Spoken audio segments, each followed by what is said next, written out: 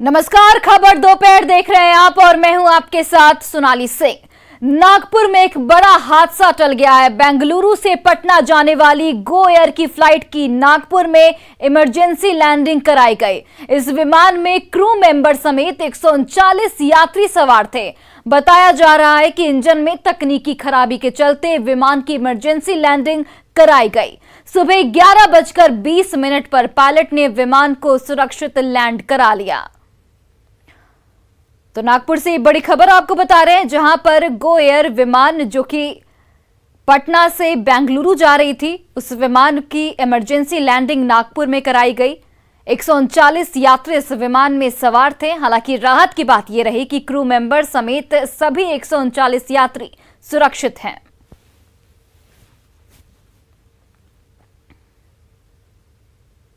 और इस वक्त की बड़ी खबर पूर्णिया से, जहां शराब तस्कर मुर्शीद गिरफ्तार किया गया है। तो पूर्णिया से इस वक्त की बड़ी खबर आपको बता रहे हैं, जहां पर शराब तस्कर मुर्शीद गिरफ्तार किया गया। पश्चिम बंगाल के दालकोला से गिरफ्तारी की गई है। स्पेशल पुलिस की टीम ने गिरफ्तार किया है। अंतर्राज्यीय शराब तस्कर है मुर्शीद। तो पूर्णिया से इस वक्त की बड़ी खबर, जहां पर शराब तस्कर मुर्शीद को पुलिस ने गिरफ्तार किया है। पश्चिम बंगाल के दालकोला से पुलिस ने इस शराब तस्कर की गिरफ्तारी की। स्पेशल पुलिस की टीम ने धर दबोचा है। अंतर्राज्यीय शराब तस्कर है मुर्शीद।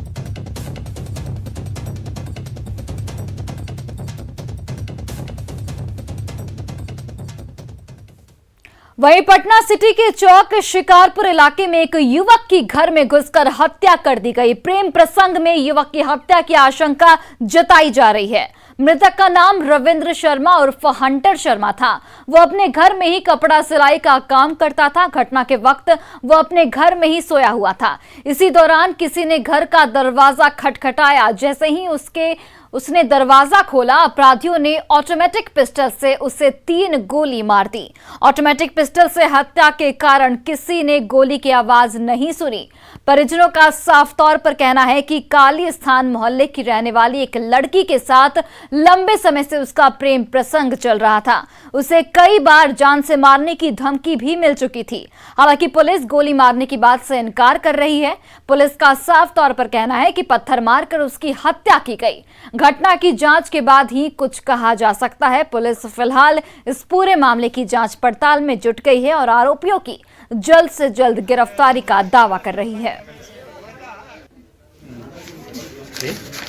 तो पटना सिटी से ये खबर आपको बता रहे हैं, जहां पर प्रेम प्रसंग में एक युवक की गोली मारकर हत्या कर दी गई और कई बार युवक को पहले भी हत्या की धमकी मिल चुकी थी और घर में घुसकर युवक की हत्या की गई है। और प्रेम प्रसंग का ये पूरा मामला बताया जा रहा है और पुलिस फिलहाल इस पूरे मामले की जांच में जुट गई है। परिजनों से भी पुलिस लगातार पूछताछ कर रही है। ये पूरा मामला प्रेम प्रसंग से जुड़ा है और कई बार युवक को जान से मारने की धमकी पहले भी मिल चुकी थी। अगर तुम मिलेगा इससे या बात करेगा तो जान से मार देंगे, जान से मार देंगे। हम सब समझाते थे कि नहीं करो। हाँ, जान हम लोग मना करते थे नहीं बात करो। उसका फैमिली अच्छा नहीं है। भाई ऐसे बोलता है कि बहन को उठा लेगा, ये कर लेगा, वो कर लेगा। उससे अच्छा नहीं बात करो। तो उधर बात करना बंद कर दिया। इधर पता नहीं फिर कहाँ से बात करना शुरू कर दिया। बात करना शुरू किया तो ये सब कांड होना शुरू हो गया। अभी हम लोग जांच कर रहे हैं कि हत्या का कारण क्या है। ऐसे प्रारंभिक रूप से जो सूचना घर वालों के द्वारा मिली है उससे पता चलता है कि शायद उसका किसी से लव अफेयर था और उसी में शायद उसकी गोली मारी गई थी सर। और देखिए, बिहार और यूपी के बीच 7-7 गांव का बंटवारा किया जाएगा। दरअसल यूपी के कुशीनगर और बिहार के बगहा के 14 गांव एक दूसरे की सीमा के नजदीक हैं, जिसके कारण आपदा और जरूरत के समय सुविधा पहुंचाने में काफी दिक्कत का सामना करना पड़ता है। बिहार से 25 किलोमीटर यूपी में जाने के बाद बगहा के पिपराही ब्लॉक में जाना पड़ता है, जिससे प्रशासनिक अधिकारियों को परेशानी भी बहुत होती है। तिरहुत प्रमंडल के आयुक्त ने पश्चिम चंपारण के डीएम को पत्र लिखकर प्रस्ताव तैयार करने को कहा है। जानकारी दे रहे हैं न्यूज 18 से हमारे संवाददाता रवि एस नारायण। बिहार और यूपी के बीच 7-7 गांवों की अदला बदली होगी। जी हां, बिहार के बगहा और उत्तर प्रदेश के जो कुशीनगर जिला है वो दोनों एक दूसरे से सटे हुए ज़िले हैं और दोनों के जो 7-7 गांव हैं वो एक दूसरे के राज्यों में अदला बदली की जो प्रस्ताव है वो तैयार हो रहा है।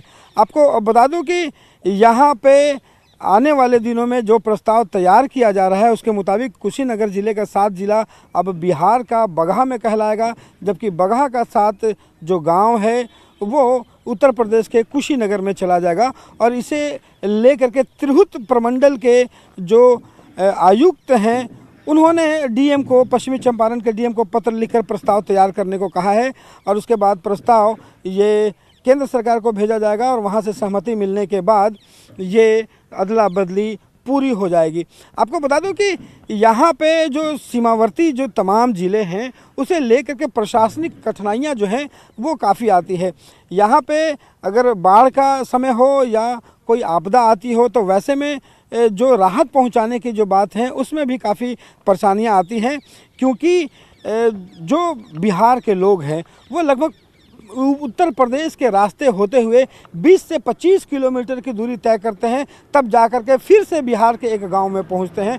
यही दशा उत्तर प्रदेश के लोगों की है कि कुशीनगर के ज़िले के लोग उत्तर प्रदेश में रहते हैं लेकिन 20-25 किलोमीटर चल के आते हैं और फिर उत्तर प्रदेश का एक प्रखंड पड़ता है वहाँ पे आते हैं। तो तमाम जो परेशानियाँ हैं, जो राहत सामग्रियाँ हैं आपदाओं के बीच पहुँचाने में, उसमें दिक्कत होती है। ये परेशानियाँ ख़त्म हों, इसे लेकर के एक नया प्रस्ताव जो है वो तैयार किया जा रहा है और अगले कुछ दिनों में ये प्रस्ताव तैयार कर केंद्र को भेजा जाएगा और केंद्र की सहमति मिलने के बाद वो 7 जो ज़िले हैं वो उत्तर प्रदेश और बिहार के बीच बांट दिए जाएंगे। कैमरा पर्सन मनीष जुनेजा के साथ रवि एस नारायण, न्यूज़ 18 पटना। और देखिए, नीति आयोग की रिपोर्ट में बिहार को फिसड्डी दिखाने पर सियासत की शुरुआत हो गई है। रिपोर्ट में बिहार के एनडीए के नेताओं ने सवाल खड़े किए हैं तो विपक्षी नेताओं ने नीतीश कुमार के दावे पर सवाल उठाए हैं। के लिए एनडीए के लोग जेडीयू कह रही है 15 वर्षों में बेमिसाल बिहार। तो 15 साल एनडीए का बिहार का हो गया बुरा हाल, बिहार हो गया बदहाल, लेकिन एनडीए के लोग हो गए माला माल। यही है इनका 15 वर्षों का। तो नीति आयोग लगातार रिपोर्ट दे रही है। जो ढोल पीटा जाता है सबके साथ सबका विकास, न्याय के साथ विकास, इस तरह की बातों से विकास नहीं होता।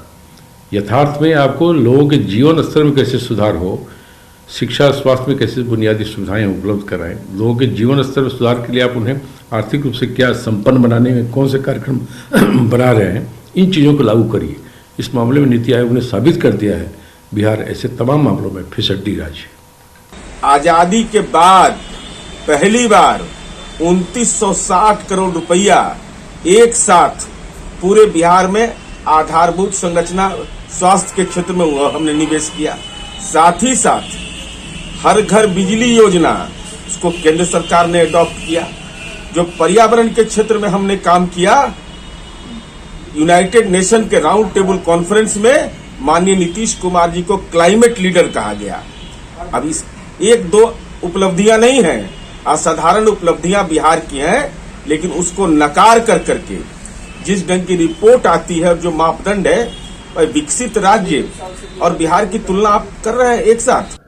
2005 के अंदर में 18,000 करोड़ रुपए का राज्य का बजट हुआ करता था, जो आज बढ़कर के 2,18,000 करोड़ हो गया है।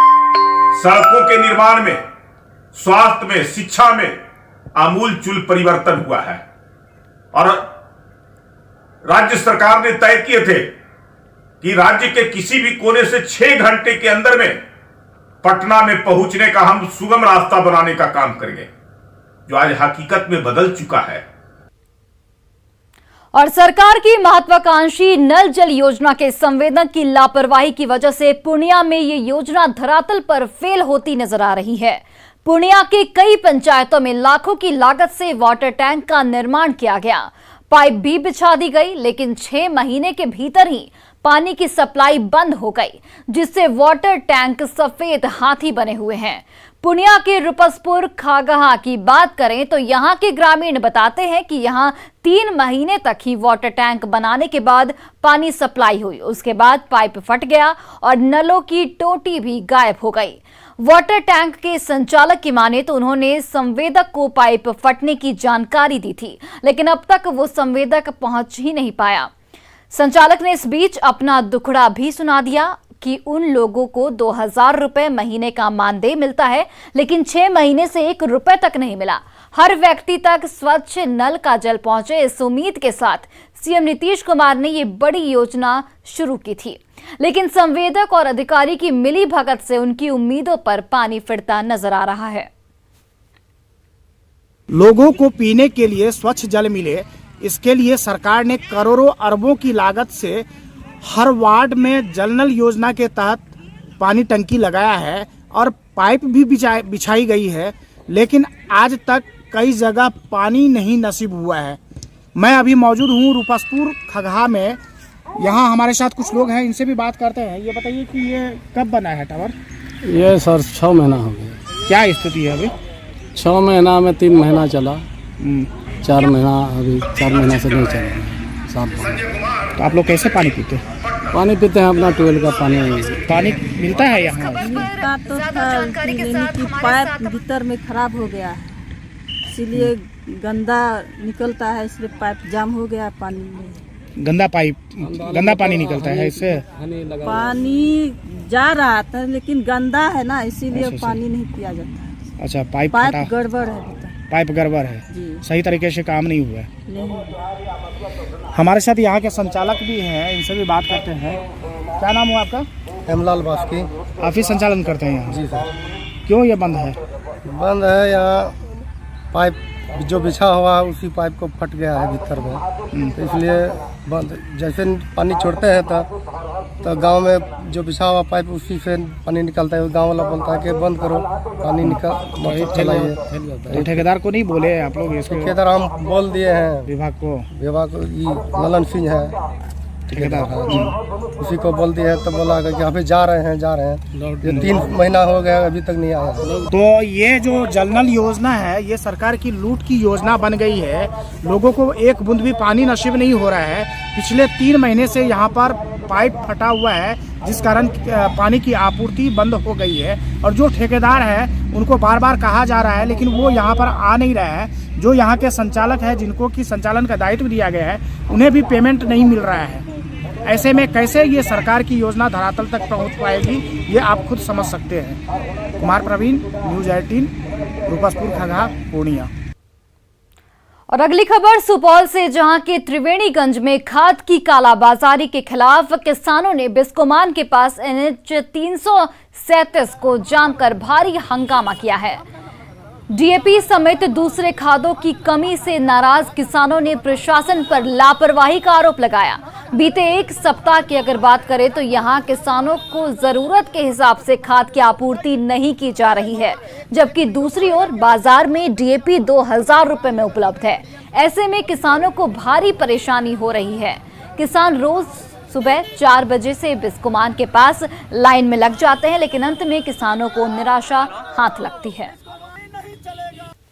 पूछा गया तो ये बोल रहे हैं कि यहाँ DAP उपलब्ध नहीं है। तो ठीक है भाई, उपलब्ध कहाँ? तो इनका कहना हुआ 100 बोरा खाद अगर ऊपर से आता है तो सिर्फ 5 बोरा मेरे पास और 95 बोरा बाजार के दुकानदार के पास जाता है। तो यहाँ तो इसका 5 बोरा चलिए बहुत जल्दी खत्म हो गया, लेकिन 95 बोरा पे किसका कंट्रोल है? वो खाद कहाँ जाता है? वो लोग ब्लैक से बेचता है। और एक बोरा खाद जिसका सरकारी 1200 रुपया है, वो वहाँ 1600 रुपया लेता है, 2000 रुपया, और ब्लैक से बेचता है। हर किसी को DAP नहीं मिला, गरीब आदमी कहाँ से खेती करेगा? यहाँ जो बिस्कोमान में अभी खाद उपलब्ध नहीं है, DAP जो अभी लगभग गेहूँ, मक्का, आलू का फसल रोपने और बोने का समय है और किसान को अभी खाद नहीं मिला है। और किसान यहाँ पर काफी आक्रोश में है और इसी कारण से हम लोग सड़क जाम किए हैं। सभी लोग यहाँ बाजार में खाद मिल रहा है? बाजार में मिल रहा है 1200 की जगह पे 1600 रुपया, 1700, 2000 तक में खाद मिल रहा है। और यहाँ पर जहाँ सरकारी दर पे मिलता है वहाँ नहीं मिल रहा है।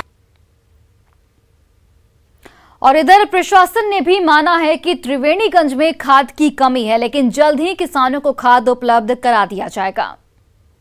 हमने बात किया है, अभी DAP का रैक लग रहा है यहाँ पे जो इफ़को वाला डीएपी है वो यहाँ पे 30 तारीख को लगेगा। इफ़को के मैनेजर का ये कहना है कि हम 1 तारीख से यहाँ पे उपलब्ध करा देंगे। यहाँ इफ़को जो पीसकोमान है यहाँ पे भी, प्लस पैक्स वालों को भी चला जाएगा, तो हर क्षेत्र में मिलना शुरू हो जाएगा। और जहाँ तक होलसेलर जो है खाद के, उनसे भी बात हुई है। जो मिक्सचर आ रहा है जिसमें डीएपी और अन्य उर्वरक भी मिक्स है, वो आपको परसों से मिलना शुरू हो जाएगा, तो उसका भी रैक लगने वाला है। और देखिए, सीएम हेमंत सोरेन अपने पैतृक गांव रामगढ़ के नेमरा पहुंचे। यहां पर सीएम शहीद सोबरन सोरेन की शहादत दिवस पर आयोजित समारोह में शामिल हुए। उन्होंने शहीद की समाधि पर पुष्प अर्पित किया। मुख्यमंत्री ने लाभुकों के बीच इस दौरान परिसंपत्तियों का भी वितरण किया। पीएम आवास योजना के तहत मिले आवास की चाबी भी दी गई। कार्यक्रम में पूर्व सीएम शिबू सोरेन भी शामिल हुए।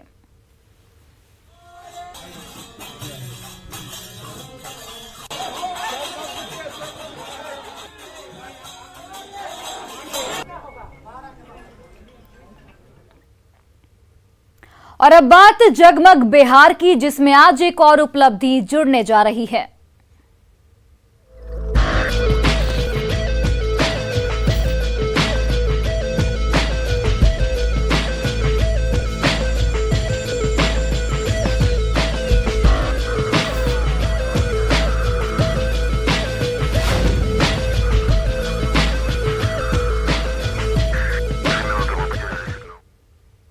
और बिहार में आज से बिजली की कमी की समस्या कम हो जाएगी। मुख्यमंत्री नीतीश कुमार ने बरौनी थर्मल पावर की यूनिट का लोकार्पण कर दिया है। वहीं इसके बाद सीएम बाढ़ पावर यूनिट्स का लोकार्पण करेंगे। एनटीपीसी बाढ़ सुपर थर्मल पावर स्टेशन की यूनिट 1 की क्षमता 660 मेगावाट है, जबकि NTPC Barauni thermal power station की स्टेज 2 की क्षमता 500 मेगावाट है।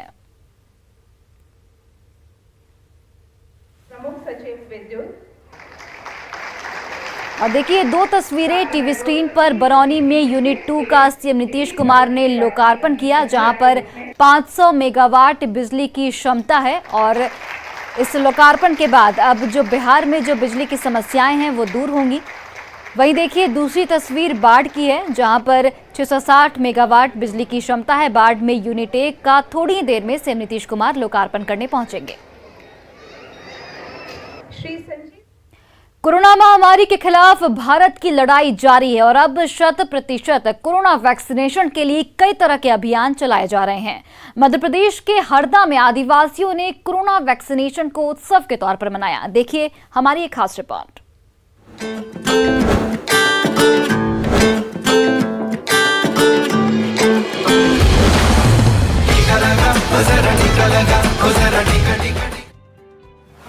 संजीवनी जिंदगी की खुराक, कोरोना से बचाएगा कोरोना टीका।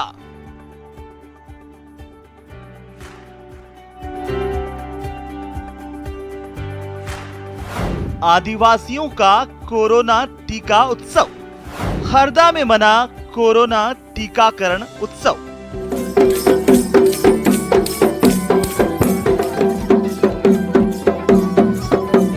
क्योंकि टीका है संजीवनी, लगवाया क्या?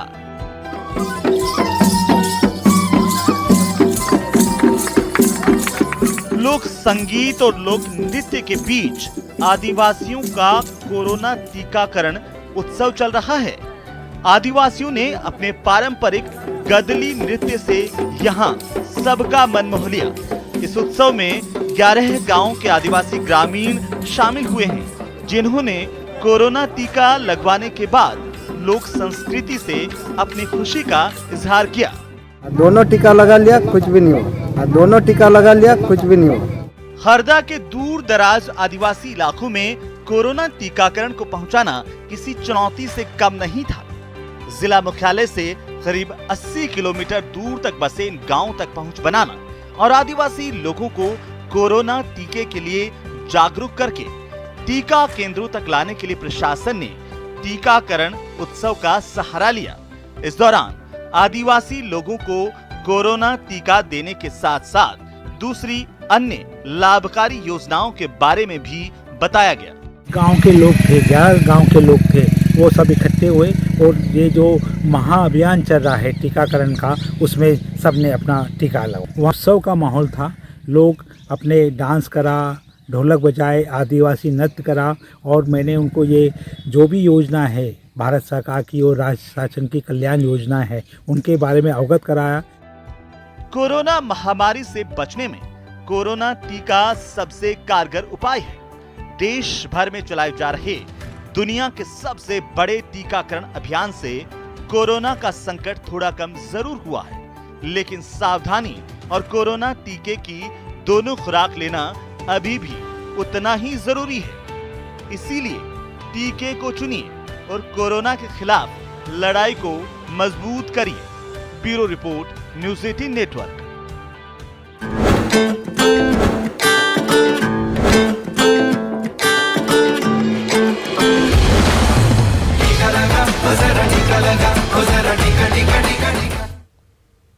और फिलहाल इस बुलेटिन में बस इतना ही। आप देखते रहिए न्यूज़ 18 बिहार झारखंड।